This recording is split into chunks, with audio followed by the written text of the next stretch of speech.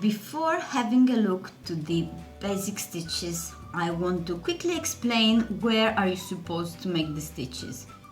So the execution of the stitch is always the same, but what can change is where you insert the hook.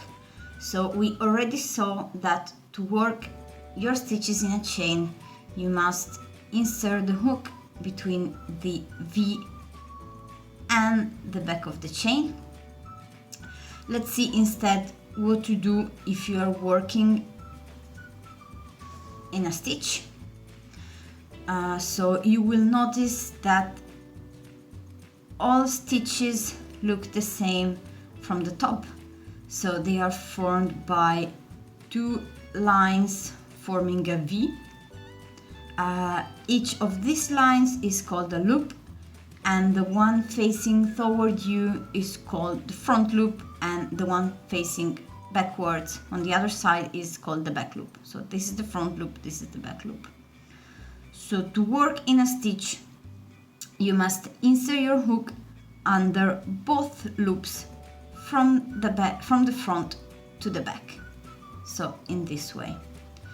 Sometimes it's indicated to work BLO or FLO, which stays for back loop only or front loop only.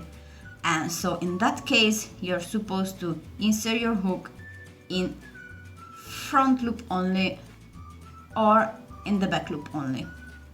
So if not it's not specified elsewise, you always insert your hook through both the loops. Otherwise, you insert your hook only in one of the two. And last point I want to make is that the default option is to make each stitch in the closest stitch or chain available.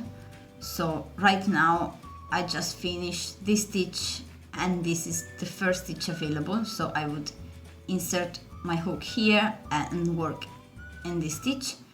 However, this is just the default option, meaning that this is what you do if not elsewise indicated, but the pattern might require to skip some stitches before you make a new stitch.